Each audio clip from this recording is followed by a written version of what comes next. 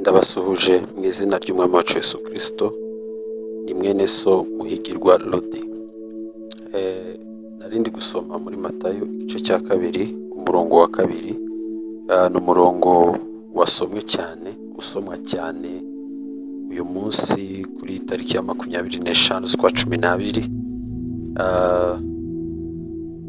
Ni umurongo bakunda gusoma cyane abantu bizihiza Noheli, ariko njyewe ibyo nshaka ko tuganiraho nanjye nakuyemo umutwe w'amagambo nise nous avons vu son étoile et nous sommes venus pour l'adorer. Twabonye inyenyeri ye none tuje kumuramya. Nous avons vu son étoile et nous sommes venus pour l'adorer. Icyo cyanditswe kiri muri Matayo igice cya kabiri, umurongo wa kabiri. Reka dusome. Haranditse ngo, umwami w'abayuda wavutse ari hehe, ko twabonye inyenyeri ye turi burasirazuba none tukaba tuje kumuramya. Urumva ni ikibazo. Où est le roi des Juifs qui vient de naître? Ese umwami w'abayuda wavutse ari hehe? Car ni ukuvuga ngo ni ikibazo babazaga, ariko impamvu bakibajije ni uko bababwiye ngo ko twabonye inyenyeri ye turi burasirazuba tukaba tuje kumuramya. Ni ukuvuga ngo inyenyeri babonye niyo yabamenyesheje yuko umwami w'abayuda yavutse. Ni ukuvuga ngo iyo nyenyeri ifitanye connection no kuvuka ku mwami w'abayuda. Ni ukuvuga ngo icyatumye bamenya yuko umwami w'abayuda yavutse ni uko babonye inyenyeri ye. Nous avons vu son étoile. Twabonye inyenyeri ye turi burasirazuba none tuje kumuramya. Ni ukuvuga ngo iki ni ikibazo. Nawe ubwawe uyu murongo barawusoma cyane, barawugusomera. Où est le roi des Juifs? Tuje kumuramya, tuje kumuramya. Ariko ikibazo ugomba kwibaza wowe, utekereje kuri aya magambo, utekereje ku ijambo ry'Imana tugiye kuganira, ikibazo ugomba kwibaza, ese wowe niba uje kuramya umwami wavutse, ese wabonye inyenyeri ye? Ni ukuvuga ngo ni ikibazo umuntu yagakwiye kwibaza. Bo baravuze ngo umwami w'abayuda wavutse ari hehe, ko twabonye inyenyeri ye tukaba tuje kumuramya. Ni ukuvuga ngo iyo nyenyeri niyo yari izi ahantu, niyo yabayoboye, niyo yari izi ahantu umwami yavukiye, niyo yari izi ahantu igomba kubayobora kugira ngo ibereke aho umwami yavukiye, kuko bo bari bazi yuko niba twabonye inyenyeri ye, iyo nyenyeri ye iratugaragariza ko hari Mesiya wavutse. Ni ukuvuga ngo nawe niba uvuze ngo ngiye kuramya umwami, ukavuga ngo njyewe ngiye kuramya umwami, ese wabonye inyenyeri ye? Wabonye inyenyeri ye ikuyobora kuri uwo mwami? Ni ukuvuga ngo ikibazo si umwami, ikibazo ese wabonye inyenyeri ikuyobora, kuko niyo igomba kukuyobora. Nta kindi kintu gishobora kukuyobora usibye iyo nyenyeri ye. Dusomye, ndaza gukoresha igifaransa. Il savait que le roi des Juifs était né parce qu'il avait vu une étoile. Bamenye yuko umwami w'abayuda yavutse kuko bari bamaze kubona inyenyeri. Ni ukuvuga ngo kubona inyenyeri byahise bamenyesha ko umwami w'abayuda yavutse. Cela montre que sans cette étoile, ibyo bigaragaza ko iyo nyenyeri yuza kuba idahari, il n'aurait pas pu savoir que le roi était né. Iyo bataza kubona iyo nyenyeri ntabwo bari bumenye yuko umwami yavutse. Kabiri, sans cette étoile, il n'aurait pas pu connaître l'endroit où se trouve le roi. Iyo nyenyeri yuza kuba idahari ngo ibayobore, nta nubwo bari bumenye aho uwo mwami yavukiye.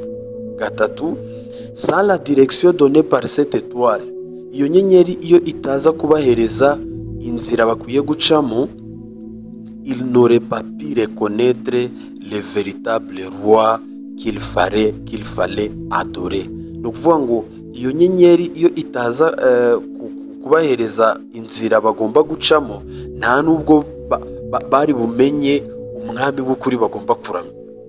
Urumva yuko iyo nyenyeri ari ingenzi. ahangaha mwumve, l'étoile n'était pas l'adoration. Ahangaha munyumve neza, ntago ngiye kuramya inyenyeri. Inyenyeri ntago ariyo bagombaga kuramya, mais elle était la véritable elle était la révélation qui conduisait à l'adoration correcte. Ahubwo iyo nyenyeri kwari uguhishurirwa kubayobora ku kuramya k'ukuri. Iyo nyenyeri ntabwo rero bagombaga kuramya, ahubwo iyo nyenyeri yagombaga kubayobora, yagombaga kubahishurira kugira ngo bagere kubo bagomba kuramya w'ukuri. Ni ukuvuga ngo iyo nyenyeri yari izi ahantu umwami w'ukuri ari. Niyo mpamvu bavuze ngo twabonye inyenyeri ye. Inyenyeri ye niyo yagombaga kubayobora kugira ngo ibageze ku mwami w'ukuri. Nawe ugomba kubanza kuvuga ngo ngiye kuramya, ariko ngomba kuba nabonye inyenyeri, kandi iyo nyenyeri ye igomba kunyobora. Haleluya. Les habitants de Jérusalem adoraient Dieu. Abari batuye Yerusalemu baramyaga Imana. Il avait le temple, bari bafite amasinagogi, il avait les sacrifices, bafite batamba ibitambo, les écritures, bafite ibyanditswe, mais il n'adorait pas le roi né. Ariko ntabwo bigeze baramya umwami wavutse. Kubera iki? Parce qu'il n'avait pas vu l'étoile. Ntabwo bagombaga kuramya umwami wavutse kuko ntabwo bigeze babona inyenyeri. Urumva yuko inyenyeri ni ikintu cy'ingenzi. Niyo mpamvu umutwe wanjye w'amagambo uravuga ngo nous avons vu son étoile en Orient. Twabonye inyenyeri ye iburasirazuba, et nous sommes venus pour l'adorer. Noneho tuje kumuramya. Hérode connaissait les écritures. Hérode yari azi ibyanditswe, les scribes aussi, n'abanditsi bari babizi, kuko iyo usomye muri Matayo igice cya 2 umurongo wa 6, reka tuhasome, avuga ngo nawe Betelehemu ho mu gihugu cya Yuda, ni ukuri nturi mutoya mu midugudu ikomeye ya Yuda, kuko muri wowe ariho hazaturuka umutware uzaragira ubwoko bwanjye bw'Abisirayeli. Ni ukuvuga ngo iki cyanditswe bari bakizi, mais aucun n'a bougé, ariko nta n'umwe wigeze unyeganyega. Pourquoi? Il avait la lettre mais pas la lumière. Bari bafite ibyanditswe ariko badafite umucyo, bari bafite ibyanditswe ariko badafite iyo nyenyeri. L'étoile révèle l'état présent de Dieu. Inyenyeri ihishura aho Imana iri ako kanya. Ni ukuvuga ngo ugomba kuba ushobora kugira ibyanditswe ugasoma ukavuga ngo ngiye kumuramya, ariko inyenyeri niho ikumenyesha aho umwami ari. Kadusome: au cœur de Babylone, terre de confusion, là où les ténèbres parlent fort et longtemps. Aho ngaho i Babuloni, aho umwijima ari mwinshi, une lumière s'est levée, umucyo waragiye urasira abo banyabwenge, porta une révélation, uwo mucyo ufite guhishurirwa. Il était à l'Orient quand l'étoile a brillé. Bari iburasirazuba igihe iyo nyenyeri yamurikaga. Mais leur cœur regardait déjà vers Jérusalem. Babonye iyo nyenyeri bari iburasirazuba, babonye iyo nyenyeri bari i Babuloni, ariko umutima wabo, imitima yari yamaze kugenda, yari itangiye gutekereza i Yerusalemu. Car la vraie lumière ne reste jamais immobile. Iki ngiki mucyumve neza. Ni ukuvuga ngo bakimara kubona iyo nyenyeri, igihe bari i Babuloni mu mwijima, babonye umucyo ubarasiye, imitima yabo itangira kunezerwa, imitima yabo itangira kwerekera i Yerusalemu. None bamaze kubona iyo nyenyeri ntago bagombaga kubona iyo nyenyeri ngo bagume bari i Babuloni. Niyo mpamvu abana b'Imana babonye inyenyeri, ntabwo iyo nyenyeri yabagumisha i Babuloni cyangwa mu ruyobe rw'amadini, ahubwo iyo nyenyeri yabasohoye i Babuloni. Niyo mpamvu ahangaha dusomye iri jambo ryiza cyane rivuga ngo car la vraie lumière ne reste jamais immobile. Umucyo w'ukuri ntago ubaho utagenda. Ni ukuvuga ngo umucyo w'ukuri uragenda, umucyo w'ukuri urasohoka ukagenda, uwo mucyo urahamagara, uwo mucyo urayobora, uwo mucyo utuma ubugingo bujya mu rugendo.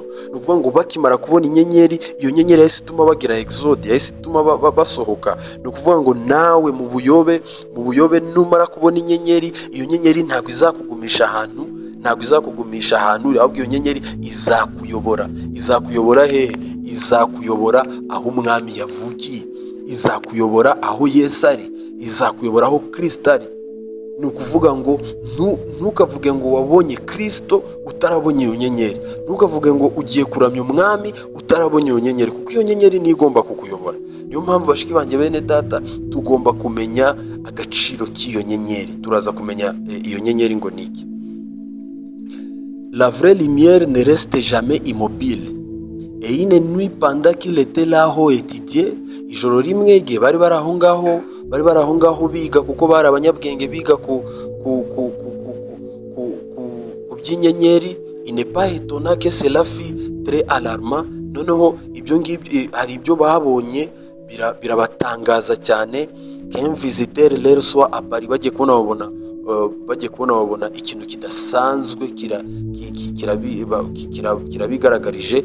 Il n'avait jamais vu cette étoile auparavant. Ntibigeze babona iyo nyenyeri. Nubwo bwose bagenzuraga ibintu biri kuba mu kirere, ariko ntibigeze babona iyo nyenyeri. J'imagine que pendant toute la nuit ils l'ont observé. Ntekereza yuko ijoro ryose bakomeje kureba iyo nyenyeri. Il ne savait que faire à ce sujet. Ntabwo bari bazi ibyo bagomba gukora, kuko ni ikintu kidasanzwe cyari kigaragaye. C'était une inconnue, ni ikintu cyari kitazwi. Dans cette grande constellation là, muri uko guhura kw'iyo nyenyeri, ils ont vu une étoile qui était suspendue juste là.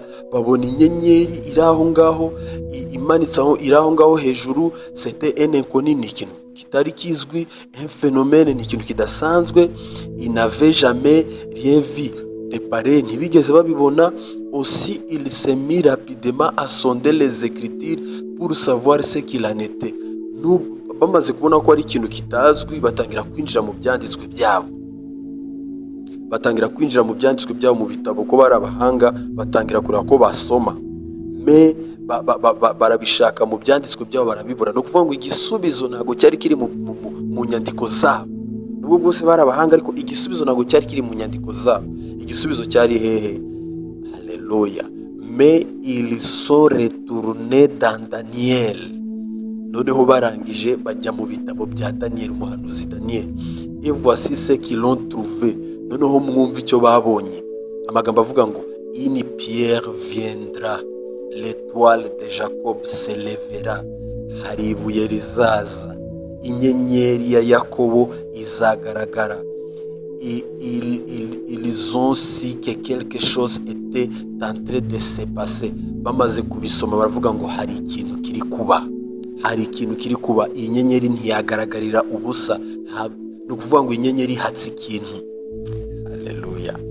Les mages ont vu comment cette étoile se déplaçait. Noneho mu gihe barebaga iyo nyenyeri, babona uburyo iyo nyenyeri iri kugenda iva aho ngaho, igenda. Et ils ont suivi l'étoile. Bo noneho bahita bakurikira. Kubera iki twabisomye twavuze car la vraie lumière ne reste jamais immobile, elle conduit, elle met l'âme en chemin. Noneho barangije bareba iyo nyenyeri, babona uburyo itangiye urugendo, nabo batangira gukurikira iyo nyenyeri. Kubera iki? Baravuze ngo iki kintu ni ikintu kidasanzwe, hari ikintu kiri kuba. Baravuga ngo reka dukurikire iyi nyenyeri. Ils ont suivi l'étoile et la Bible dit, bakurikira iyo nyenyeri, ko Bibiliya avuga ngo l'étoile qu'il avait vue en Orient allant devant eux. Ni ukuvuga ngo inyenyeri babonye iburasirazuba yagiye baherekeza, igenda imbere yabo. Mu kibwiriza umuhanuzi wacu yise Uwe le roi des Juifs, cyabwirijwe mu mwaka wa 58, tariki 21 z'ukwa 12 aravuga ngo de Jacob sortira une étoile. Muri Yakobo hazasohoka inyenyeri. Et quelque part ahantu runaka parmi les juifs un bébé roi doit naître. Ahantu runaka umwami agomba kuvuka. Et cette lumière que vous voyez maintenant, kandi iyo nyenyeri muri kubona cyangwa uwo mucyo muri kubona, vous conduira à cette lumière parfaite. Iyo nyenyeri muri kubona izabayobora ku mucyo utunganye, qui éclairera chaque homme qui cherche la lumière. Iyo nyenyeri, haleluya, mwumve, iyo nyenyeri cyangwa uwo mucyo uzabayobora ku mucyo utunganye. Iyo nyenyeri izamurikira buri muntu wese ushaka uwo mucyo w'ukuri, uwo mucyo utunganye. Chaque homme qui vient au monde, buri muntu wese uri ku isi uzifuza ko iyo nyenyeri imuyobora, izamuyobora imugeze ku mucyo utunganye. Mu kindi kibwiriza umuhanuzi yise il y a ici un homme qui peut allumer la lumière, cyabwirije muri 66. Mwumve, il les avait suivis, bakurikiye iyo nyenyeri. Il savait que cette étoile les conduisait à la lumière éternelle. Bakurikiye iyo nyenyeri kandi bari bazi yuko iyo nyenyeri izabayobora ku mucyo w'iteka. Ni ukuvuga ngo hari umucyo w'iteka, hari umwami, ariko kugira ngo ugere kuri uwo mwami ugomba kubona iyo nyenyeri. Iyo nyenyeri igomba kukuyobora, kuko ijambo ry'Imana twasomye avuga ngo umwami w'abayuda wavutse ari hehe ko twabonye inyenyeri ye. Et remarquez, pour voir ce roi, kandi mwitegereze, kugira ngo babashe kubona uwo mwami, ils se sont servis d'une signe céleste. Icyo kimenyetso cyo mu ijuru, iyo nyenyeri yo mu ijuru niyo yabafashije binyuriye mu Mana, par la théologie d'un homme, bitanyuriye muri théologie. Il avait vu cela dans la parole. Ibyo ngibyo babibonye mu ijambo ry'Imana, babibonye, Daniel yarabivuze. Cela était censé être là. Iyo nyenyeri yagombaga kubira aho ngaho. Et ils ont suivi les signes célestes, bakurikira icyo kimenyetso kivuye mu ijuru, iyo nyenyeri. Iyo mpamvu bene data bashiki banjye, Imana idushoboze kugira ngo natwe icyo kimenyetso cyo mu ijuru, iyo nyenyeri tubashe kumenya iyo ariyo, kugira ngo tuyikurikire.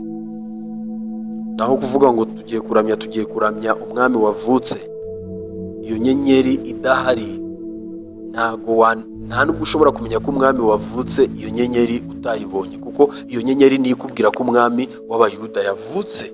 Kuko twasomye ijambo ry'Imana rivuga ngo umwami w'abayuda wavutse ari hehe ko twabonye inyenyeri ye turi burasirazuba tukaba tuje kumuramya. Ils ont suivi les signes célestes de l'étoile, bakurikiye ikimenyetso cyo mu ijuru, inyenyeri. Mwumve muri icyo kibwiriza umuhanuzi yabwirije, aravuga ngo nous avons vu son étoile en Orient et nous sommes venus pour l'adorer. Twabonye inyenyeri ye iburasirazuba tuje kumuramya. Et bien remarqué, nous voyons donc que pendant le voyage ils ont suivi les signes donnés par Dieu. Mu nzira yabo bagenda nta kindi bakurikiye ikimenyetso cyahawe n'Imana. Imana yo bahaye ikimenyetso, ntago bakurikiye icyo ari cyo cyose. Ils observaient, ils n'ont point considéré la parole de qui que ce soit. Ntago bigeze bita ku magambo y'abandi bose. Ils ne sont pas allés consulter un évêque ou quelqu'un d'autre. Nta nubwo bigeze bajya kubaza umweveke cyangwa ari we wese. Dieu leur avait donné un signe. Imana yari yonyine yabahaye ikimenyetso. Ils l'ont vu là, et c'était la vérité. Babonye icyo kimenyetso, kandi icyo kimenyetso cyari ukuri.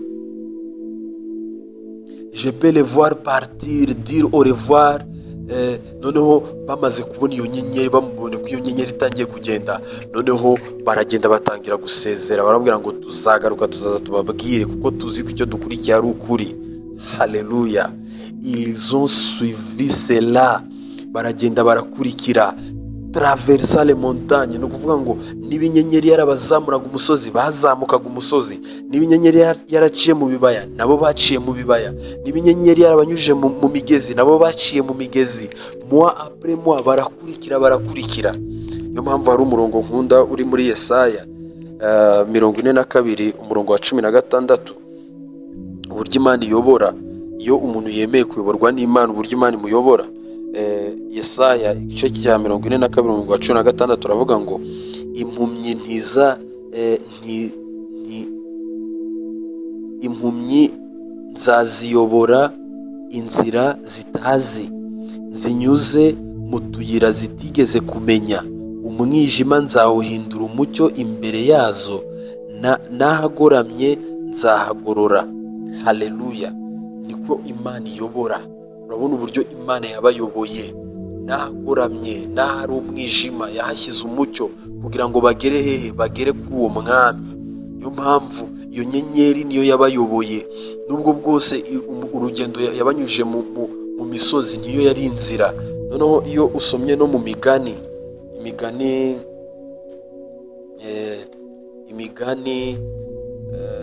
iyo dusomye mu migani, wabisoma no mu migani igice cya 4 umurongo wa 18, aravuga ngo les sentiers des justes est comme la lumière resplendissante. Ni ukuvuga ngo inzira z'abakiranutsi zimeze nk'umucyo urabagirana. Dont l'éclat va croissant jusqu'au milieu du jour, aho umucyo ugenda ukabageza ku munsi. Ni ukuvuga ngo ahangaha ni imirongo igaragaza uburyo Uwiteka ayobora abantu be iyo bemerewe kuyoborwa. Uwiteka nta kindi yabahaye inyenyeri bayobora. Le voyage était long, urugendo rwari rurerure, difficile. Montagne, fleuve, plaine, mais Dieu ne les a jamais abandonnés. Urugendo rwari rurerure rukomeye, baca mu misozi, baca mu bibaya, baca mu migezi, ariko Imana ntiyigeze ibareka. Car il conduit ceux qui regardent à lui, kuko Imana iyobora abayihanze amaso. Amen. Imana iyobora abayihanze amaso. Reka dukomeze.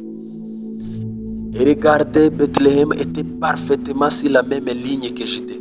Igihe noneho iyo nyenyeri yabayoboraga, bayoborwa n'iyo nyenyeri, noneho ikabanyuza, ikagenda bayobora n'ahandi yabajyanaga. Yagombaga kubajyana i Betelehemu, kandi i Betelehemu yari ituranye ni Yudaya hamwe ni Yerusalemu. Voici Bethlehem et Jérusalem. Noneho Betelehemu na Yerusalemu byari bisa nkaho bituranye à partir du lieu où venaient les mages. Tugendeye aho abanyabwenge bari baturutse, il devait d'abord passer par Jérusalem. Ahangaha muhumve neza, noneho baca i Yerusalemu avant d'arriver à Bethlehem. Baca i Yerusalemu mbere yuko bagera i Betelehemu. Jérusalem c'est prétendu important, grand quartier général. Nuvuga ngo i Yerusalemu ni ahantu abantu amadini yose yahuriraga. Numva ni ahantu abantu bose, abatambyi bose bahuriraga. Là où toutes dénominations se réunissent, aho amadini yose yahuriraga. Vous savez, ils sont venus. Noneho binjira muri uwo murwa. Noneho bamaze kwinjira muri uwo murwa, kuko inyenyeri ntabwo yagomba kubayobora hehe? Kubayobora i Yerusalemu, kuko Yerusalemu siho umwami yari yavukiye. Twabisomye ko umwami yagomba kuvukira hehe? I Betelehemu. Inyenyeri rero bamaze kwinjira i Yerusalemu, aho kugira ngo bakomeze inzira ibageze i Betelehemu, bo baragiye batangira kwinjira i Yerusalemu, barahatinda. Bahatinze bubuye amaso, inyenyeri barayibura, kuko inyenyeri iyo nyenyeri yagombaga kubayobora aho umwami ari. Rero bageze i Yerusalemu bagira ngo bahageze, inyenyeri barayibura. Lorsqu'il levait les yeux vers le ciel, igihe buburaga amaso bareba mu ijuru, kuko iyo nyenyeri yabayoboraga uri mu ijuru, l'étoile avait disparu, inyenyeri irabura. parce qu'il avait pris une direction contraire à celle de l'étoile. Kuko bafashe indi nzira itari inzira, bafashe ikindi cyerekezo kitari icyerekezo cy'inyenyeri. Ni ukuvuga ngo igihe wemeye kuyoborwa n'Imana ujye wemera uyoborwe nayo. Igihe bagombaga kwemera kuyoborwa n'iyo nyenyeri, ariko igihe cyari cyo cyose uvuze ngo ngereka nifatire direction yanjye, ntabwo uzongera kubona inyenyeri. Niyo mpamvu muri kino gihe cyacu abantu iyo bavuze ngo reka tureke inyenyeri, reka tureke inyenyeri, ni ukuvuga ngo iyo inyenyeri uyiretse ukajya mu byawe, ni ukuvuga ngo ntabwo wongera kuyibona, kuko uba uri muri direction itandukanye nayo. Nabo bubuye amaso, direction y'inyenyeri ntabwo yari Yerusalemu, direction y'inyenyeri yari Betelehemu, ariko bubuye amaso kubera ko bigumiye i Yerusalemu barayibura. Kubera ko bayibuze, il avait pris une direction contraire à celle de l'étoile. Bafashe icyerekezo gitandukanye n'inyenyeri. La direction de l'étoile était vers Bethlehem. Ni ukuvuga ngo icyerekezo cy'inyenyeri cyari hehe? Cyari Bethlehem. Urabizi Bethlehem bisobanuye inzu y'umutsima w'Imana. Ni ukuvuga ngo nta handi inyenyeri yakujyana, igomba kukujyana mu nzu y'umutsima w'Imana. Aho ngaho niho uzasangamo umwami. Umwami nta handi yavukira, avukira mu nzu y'umutsima w'Imana. Aho ngaho niho yagombaga kuvukira. Inyenyeri nta handi igomba kubapointa, yagombaga kubapointa i Betelehemu, niho umwami yagombaga kuvukira. Ariko bo batekereje ko ari i Yerusalemu, bahageze barayibura. Noneho batangira kwiruka nk'i Yerusalemu, batangira kuvuga ngo si ya quelqu'un qui connaît quelque chose à ce sujet, mbese haba hari umuntu uzi ibyabaye ko twabonye inyenyeri.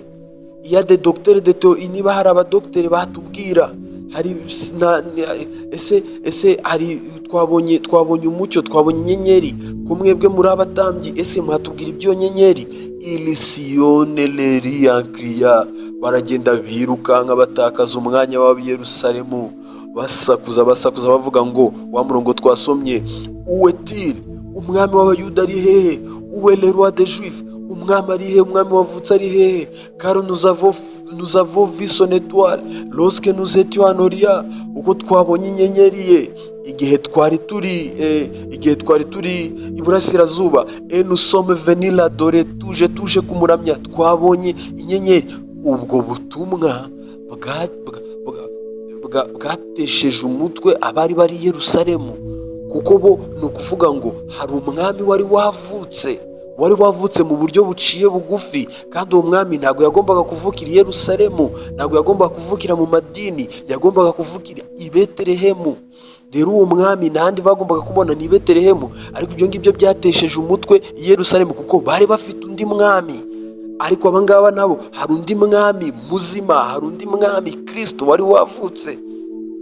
Bakomeza kuvuga ngo où est le roi des Juifs qui vient de naître? Umwami w'Abayuda wavutse ari hehe? La Bible dit que tout Jérusalem et Hérode aussi était troublé. Bibiliya avuga ngo ari Yerusalemu yose, ari Hérode, bose babuze amahoro. Le témoignage de ces mages a causé une agitation. Ni ukuvuga ngo le témoignage de ces mages a causé une agitation. Ubuhamya bw'abo banyabwenge bwateje ikibazo i Yerusalemu. Kubera iki? Ni ukuvuga ngo baje bahamya inyenyeri, ko twabonye inyenyeri ye. Umwami wa Yuda wavutse ari hehe? Umwami wavutse ari hehe? Bari bafite umwami wabo, ariko hari umwami wari wavutse. Niyo mpamvu le témoignage de ces mages a causé une agitation. Niyo mpamvu n'abanyabwenge b'iki gihe ubuhamya bwabo buzateza agitation. Kubera iki? Bagomba kubona inyenyeri. Nous avons vu son étoile, et cette étoile doit nous conduire là où se trouve la parole. Iyo nyenyeri igomba kutuyobora ahari ijambo ry'Imana. Et lorsque nous voyons la parole, igihe noneho tubonye ijambo ry'Imana, et lorsque nous voyons les rois, nous devons adorer. Iyo tubonye umwami tugomba kumuramya. Le témoignage de ces mages a causé une agitation. Sans cette étoile, tu restes dans les grands centres religieux. Udafite iyo nyenyeri uzaguma mu madini yawe. L'étoile n'a jamais conduit à Jérusalem. Inyenyeri ntago yigeze bayobora i Yerusalemu. Elle a conduit à Bethlehem. Betelehemu, yagombaga kubayobora i Betelehemu. Ariko bakomeje kubaza, umwami wa Yuda avutse ari he? Umwami wavutse ari he? L'église n'a pas la réponse. Idini nta réponse, nta gisubizo. C'est la Bible qui a la réponse. Ni Bibiliya ifite igisubizo. Niyo mpamvu muri Matayo nk'uko twasomye muri Matayo 2:6 baravuze ngo igisubizo ni ikihe? Barashakishije barabura, bongera basubira mu byanditswe. Nawe mushiki wanjye mwene data, niba uri kubona ikibazo cyawe kidafite igisubizo, subira mu byanditswe. Basubira mu byanditswe, mwumve aho ibyanditswe byabayoboye. Nawe Betelehemu wo mu gihugu cya Yuda, ni ukuri nturi mutoya mu midugudu ikomeye ya Yuda, kuko muri wowe ariho hazaturuka umutware uzaragira ubwoko bwanjye bw'Abisirayeli. Et lorsque les sages compris qu'il n'y avait point de réponse à Jérusalem, igihe babonye yuko nta gisubizo babonye Yerusalemu, ils quittent Jérusalem, bava i Yerusalemu. Ils quittent le système, bava muri le système i Yerusalemu. Et après être sortis de Jérusalem, bagisohoka i Yerusalemu gatoya, voici l'étoile leur apparut de nouveau. Bagisohoka i Yerusalemu gatoya, bagisohoka muri urwo rungabangabo gatoya, ya nyenyeri irongera irabigaragariza. Elle allait devant eux. Iyo nyenyeri iragenda ikomeza kubayobora. Ibayobora hehe? I Betelehemu.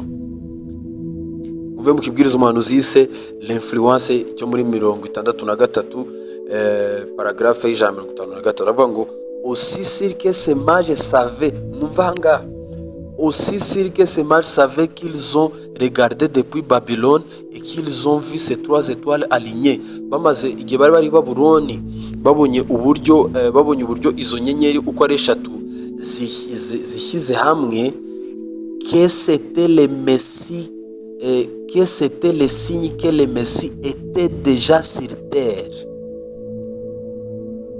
Bamaze kubona uburyo izo nyenyeri zishyize hamwe uko ari 3, cyari ikimenyetso kigaragaza yuko Mesiya ari ku isi.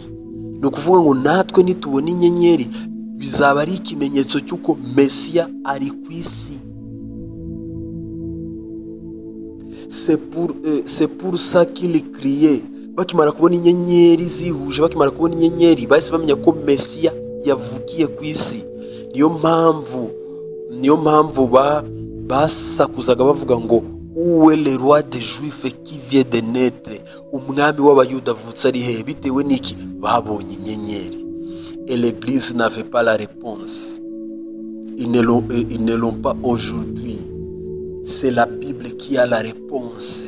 C'est la parole de Dieu qui l'a. Ni Bibiliya ifite réponse, igisubizo. Ni ijambo ry'Imana rifite igisubizo. Mu kibwiriza umuhanuzi yise l'opprobre à cause de la parole. Yabwirije muri 62 ku gika cya 221. C'est pour ça qu'ils ont mis en route, bakomeza kugenda. Où est le roi des Juifs? Où est-il?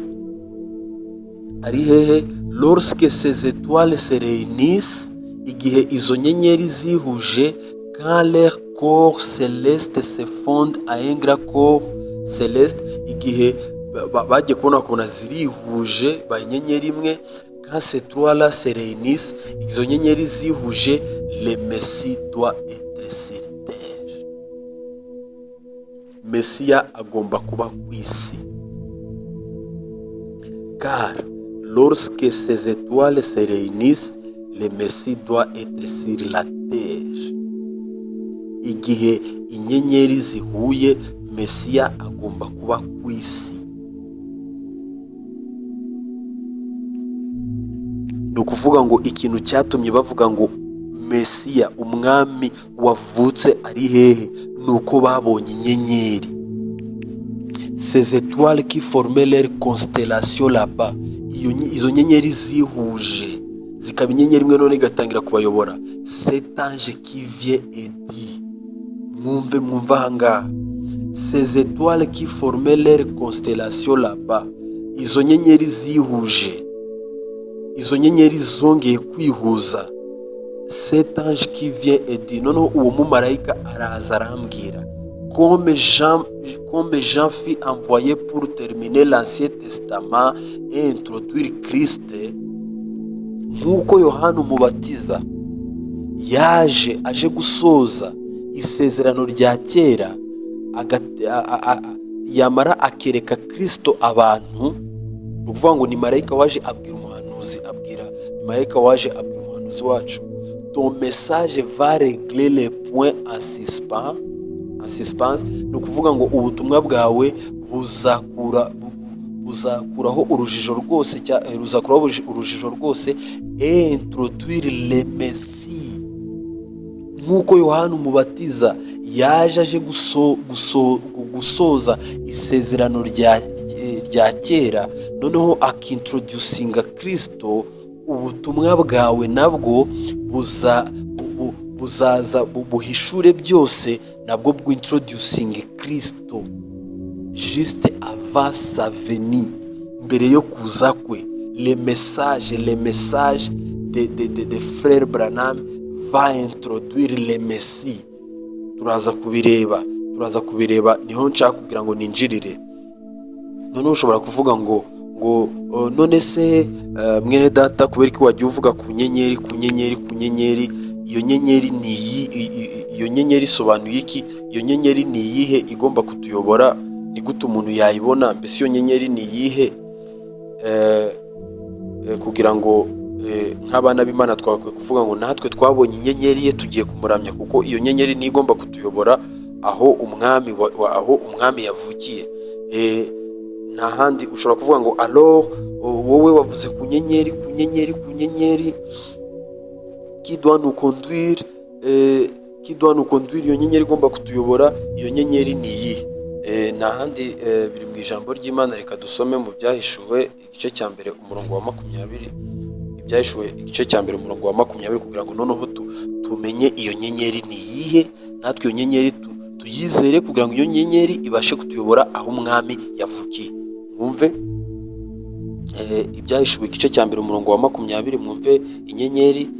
Aravuga ngo 20, aravuga ngo n'ubwiru bw'inyenyeri ndwi izo umbonanye mu kuboko kwanjye kw'iburyo, n'iby'ibitereko by'amatabaza 7, dore izo nyenyeri ndwi nizo bamarayika b'ayo matorero 7. Ni ukuvuga ngo buri torero muri ayo matorero 7, buri torero rifite inyenyeri, rifite intumwa. Iyo nyenyeri rero niyo igomba kuyobora abantu kuri Kristo. Iyo nyenyeri niyo igomba kuyobora itorero kuri Kristo, kuko ahangaha ijambo ry'Imana ritweretse yuko dore izo nyenyeri ndwi nizo bamarayika b'ayo matorero 7. Ni ukuvuga ngo ni amatorero 7, ariko buri torero rifite inyenyeri. Ni ukuvuga ngo iyo nyenyeri niyo, iyo wamaze kumenya iyo nyenyeri, Mesiya aba ari ku isi. Iyo wamaze kumenya iyo nyenyeri kuyobora aho umwami yavukiye. Niyo mpamvu umuhanuzi avuga mu kibwiriza Le Compte à rebours, aravuga ngo si vous faites attention dans nos précédents leçons, muramutse mwise ku byo twigisha, il tenait cette étoile dans sa main, afite inyenyeri ndwi mu kiganza cye. Et nous avons vu que c'était les 7 ministres de 7 âges de l'église. Twabonye yuko izo nyenyeri zisobanura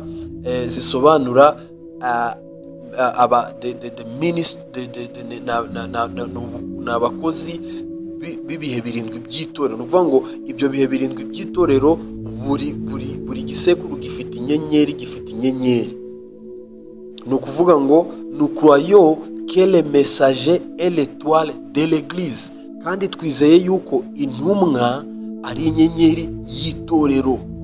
Twizeye ko intumwa ari inyenyeri y'itorero. Ni ukuvuga ngo dutangiye kumenya inyenyeri icyo ari cyo. Ainsi, sans l'étoile, sans le messager, sans le prophète, tu ne peux pas savoir où le roi est né. Ni ukuvuga ngo iyo nyenyeri utayifite, cyangwa udafite iyo ntumwa cyangwa udafite umuhanuzi, ntabwo ugomba kumenya aho umwami yavukiye.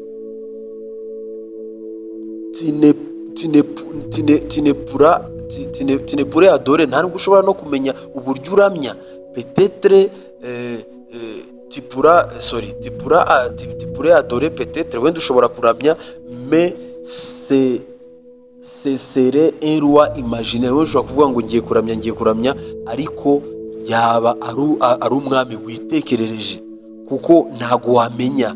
Ugomba kumenya umwami wavutse ufite inyenyeri, ufite umuhanuzi. Ni ukuvuga ngo udafite umuhanuzi ntago wamenya aho umwami yavukiye. Niyo mpamvu ikibazo kivuga kiti ko wagiye kumuramya wabonye inyenyeri ye.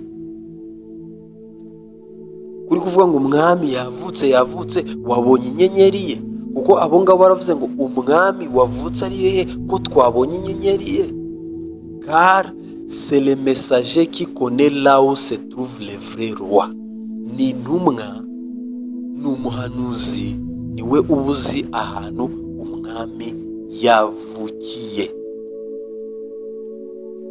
Et il observait cela, et quand la nuit tombait, il se réjouissait. Bakomeje barakurikira igihe umwijima uje, bakikontinuer simplement à guider. Iyo nyenyeri, iyo ntumwa ikomeza kubayobora, uwo muhanuzi akomeza kubayobora. Ibayobora hehe? Vers l'ouest. Alléluia. Ibayobora iburengerazuba. Nous avons vu son étoile à l'est et nous sommes venus l'adorer à l'ouest. Twabonye inyenyeri ye turi burasirazuba, iyo nyenyeri yabayoboye iburengerazuba. Continuez à avancer, guide-nous vers cette lumière parfaite. Ni ukuvuga ngo iyo nyenyeri igomba kubayobora hehe? Mu mucyo utunganye, mu mucyo utunganye. Noneho mwumve, ils ont traversé des fleuves, des bars, des rivières. Nk'uko nyine twabibonye, nta kindi bashakaga kubona ukuri. Iyo nyenyeri yabayoboye kugira ngo babashe kubona ukuri. Uko kuri ni ukuhe mwene data? Ils ont continué à suivre les surnaturels. Ils ont suivi les signes célestes de ce jour-là. Bakurikiye icyo kimenyetso cya kimana kidasanzwe. Bakurikira les signes célestes de ce jour-là. Bakurikira icyo kimenyetso cyo mu ijuru cy'icyo gihe. Ni ukuvuga ngo n'iki gihe tugomba kugira ikimenyetso cyo mu ijuru. Et bien souvenez-vous, les signes célestes donnés par Dieu, kandi icyo kimenyetso, iyo nyenyeri igomba gutangwa n'Imana. C'était un signe céleste donné par Dieu. Ils ont suivi ces signes jusqu'à ce qu'ils trouvent quoi? Alléluia. Ahangaha muhumve neza. Bakurikiye icyo kimenyetso, babonye iki? Mubyumve neza. Babonye iki?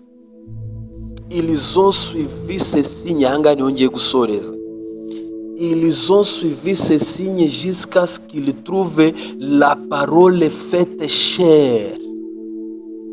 Bakurikiye icyo kimenyetso kugeza igihe babonye ijambo ryambaye umubiri. Croyez-vous qu'il était la parole faite chair? Ese mwizera yuko yari ijambo yambaye umubiri? Nuvuga ngo niba warabonye inyenyeri, nta handi igomba kukuyobora. Igomba kukuyobora aho ugomba kubona la parole faite chair. Ugomba kubona ijambo ryahindutse umuntu, ijambo ryambaye umubiri. Les signes célestes promis pour ce jour-là. Icyo kimenyetso, iyo nyenyeri yabayoboraga muri icyo gihe, les conduisait à la parole faite chair. Yabayoboye ku ijambo ryambaye umubiri. Alors igihe none iyo nyenyeri yabayo ku ijambo ryambaye umubiri, il se prosterne et adore. Ni ukuvuga ngo natwe igihe iyo nyenyeri tuzayikurikira, n'ahandi izatuyobora. Il va nous conduire vers la parole faite chair. Izatuyobora ku ijambo ryambaye umubiri. Et nous aussi natwe rero nituyobora kuri iryo jambo ryambaye umubiri, natwe tugomba kuramya.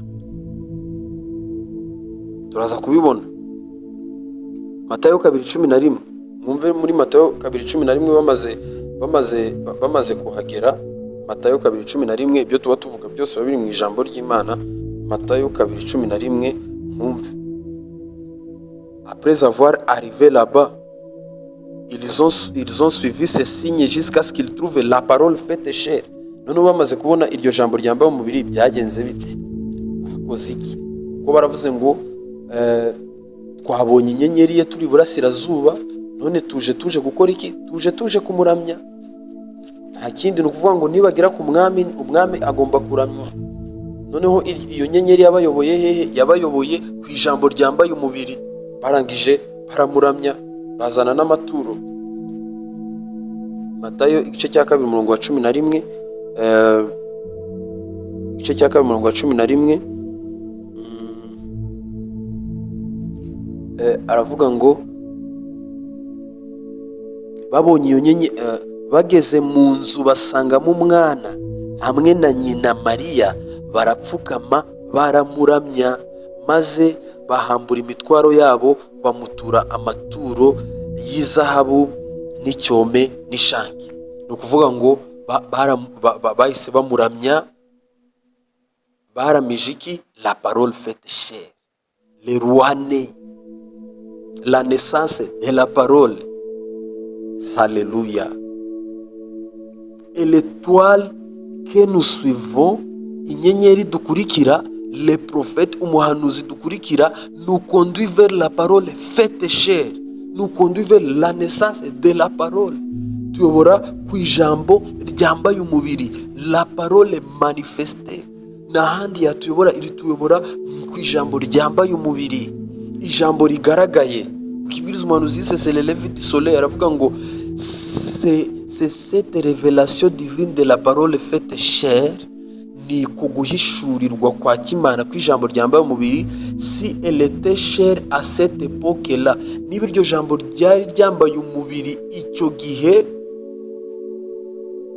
cy'abanyabwenge, là pour le fils, icyo gihe umwana yavukaga, l'époux, umukwe, elle est chère aujourd'hui par l'épouse. Voyez, iryo jambo ryambaye umubiri uyu munsi mu mugeni. Ni ukuvuga ngo uwo muhanuzi n'ahandi yatuyobora, il doit nous conduire vers cette parole faite chair. Et nous, comme les vrais mages d'aujourd'hui, twebwe rero nk'abanyabwenge bukuri, l'étoile doit nous conduire vers la parole faite chair. Iyo nyenyeri, kuko uko Imana yabayoboye niko natwe igomba kutuyobora. Iyo nyenyeri igomba kutuyobora vers la parole faite chair, igomba kutuyobora ku ijambo ryambaye umubiri, la parole manifestée, ijambo rigaragaye. Et nous devons l'adorer. Twagera ku ijambo ryambaye umubiri tukaramya, ntago tuba turi kuramya umuntu. Niyo mpamvu umuhanuzi avuga ngo non pas que l'homme soit Dieu, nous n'adorons pas l'homme, mais ntago turamya umuntu, ahubwo turamya ijambo ryambaye umubiri, turamya Imana igaragaye mu mubiri. Mais le don est Dieu, non pas que l'homme soit Dieu, mais le don est Dieu. Niyo mpamvu igihe Aburahamu yabonye Elohime, ntago umuhanuzi wacu aratubwira ngo ntago yigeze aramya uwo mubiri, ahubwo yaramije quelqu'un qui était à lui. Natwe rero cette étoile doit nous conduire vers la parole faite chair. Et lorsque nous devons l'adorer, non pas que l'homme soit Dieu, non pas que l'homme soit Dieu, non pas que les prophètes soient Dieu, mais les dons, les grands esprits, cette colonne de feu, iyo mpano, ahubwo impano ni Imana. Cette parole, la naissance de la parole, la naissance de Jésus qui est la parole. Adorer quoi? Twebwe tugomba kuramya iki? La parole manifestée dans cet âge-ci. Tugomba kuramya ijambo rigaragaye muri kino gisekuru cyacu. Niyo mpamvu umuhanuzi avuga mu kibwiriza yise pourquoi la petite Bethléem, il n'était ni juif uwo mwami ntabwo yari umuyahudi ni de nation, ntabwo yari umunyamahanga. Par le sang créateur de Dieu à lui, ahubwo yari afite amaraso y'umuremyi muri we. S'il était juif ou de nation, iyo aza kuba ari umuyahudi cyangwa akaba ari umunyamahanga, nous serions tout perdu. Iyo uwo mwana yaza kuba ari umuyahudi cyangwa umunyamahanga, ni ukuvuga ngo twari bucungurwe n'amaraso y'umuyahudi, kandi ayo maraso ntacyo yari butumarire. Twari bucungurwe n'amaraso y'umunyamahanga, ntacyo yatumarira. Nous serions tout perdu, twari burimbuke twese. Il était Dieu dans la chair, yari Imana mu mubiri. Niyo mpamvu umuntu avuga ngo je n'adore pas un juif, quand j'adore je n'adore pas un juif. Iyo ndamya ntago ndamya umuyahudi. Quand j'adore Jésus-Christ, j'adore Dieu. Alléluia. Iyo ndamya umwami wacu Yesu Kristo, mba ndamya Imana. Comment? Je n'adore pas une fiction ou une sorte de chose historique. Ntago ndamya ikintu umuntu atekereje cyangwa ibintu by'amateka. Quand j'adore Jésus-Christ. Iyo ndamya ndamya umwami Yesu Kristo. Quel est Jésus-Christ que tu adores, frère Branham? Ni Yesu Kristo uramya ninde? La présence de Jésus-Christ en ce moment même, qui est sa parole manifestée dans cet âge. Uvuga ngo iyo ndamya umwami Yesu Kristo, kugaragara kwa Yesu Kristo, ijambo ryagaragaye muri kino gisekuru, la naissance de la parole. Niyo mpamvu esi natwe iyo dukurikiye uwo muhanuzi, n'ahandi atugeza ku ijambo rigaragaye, atugeza ku ijambo rivutse, ku ijambo rigaragaye. Niyo mpamvu avuga ngo quand j'adore Jésus-Christ, j'adore la présence de Jésus-Christ en ce moment même, qui est la parole manifestée dans cet âge. Et nous n'adorons pas Christ dans la crèche. Ubu ngubu ntago turamya Kristo uri mu muvure, mais Christ en vous. Ahubwo Christ uri muri mwebwe, Kristo uri muri twebwe. Le Saint-Esprit, l'espérance de la gloire, l'espérance de la vie, ibyiringiro by'ubuzima. Mukibwiriza umuhanuzi yise la divinité, aho ngiye gusoreza. Et frères et sœurs, cette divinité est en vous. Encore un peu de temps et le monde ne me verra plus, mais vous me verrez. Isi ntizaba ikimbona, ariko mwebwe muzambona, car je serai avec vous, kuko nzaba ndi kumwe namwe. Et même en vous, kandi muri mwe, jusqu'à la fin de l'âge. Christ dans la crèche, Kristo uri mu muvure? No, hoya, Christ en vous. Hallelujah. Kristo muri mwebwe. Nous n'adorons pas Christ dans la crèche. Ntabwo turamya Kristo uri mu muvure, mais Christ en vous, ahubwo Kristo uri muri mwebwe. Le Saint-Esprit, l'espérance de la vie, umwuka wera, ibyiringiro by'ubuzima. Alléluia. Le créateur, Dieu lui-même qui habite dans l'être humain. Imana turamya ni Imana ituye mu muntu. Ce que nous serons n'a pas encore été manifesté. Ibyo tuzaba ntibiragaragara. Ariko icyo nashaka kubabwira ni iki ngiki: igihe babonye ijambo ryambaye umubiri bararamije. Natwe rero iyo tubonye ijambo ryambaye umubiri turaramya. Ntabwo tuba turamya umuntu, ahubwo iyo turamya ijambo rigaragaye, turamya Imana yatwigaragarije muri kino gisekuru, nibyo turamya. Niyo mpamvu aho ngaho umuhanuzi wacu yatubwiye ngo je n'adore pas un juif, quand j'adore Jésus-Christ, j'adore Dieu. Je n'adore pas une fiction ou une sorte de chose historique. Ntabwo ndamya ibintu by'amateka. J'adore Jésus-Christ, la présence de Jésus-Christ, en ce moment même, qui est la parole manifestée dans cet âge-ci. Imana ibahe umugisha. Alors lorsque igihe noneho tubonye ijambo ryambaye umubiri, tugomba noneho kuramya, tugomba kumuhereza ibyacu byose, tugomba kumuhereza ubuzima bwacu, kuko abanyabwenge bageze kuri ku mwami bamuhereza ibyo bari bafite byose. Natwe tugomba guhereza ijambo, tugomba guhereza Kristo ibyo dufite byose. Imana ibahe umugisha mu izina rya Yesu Kristo.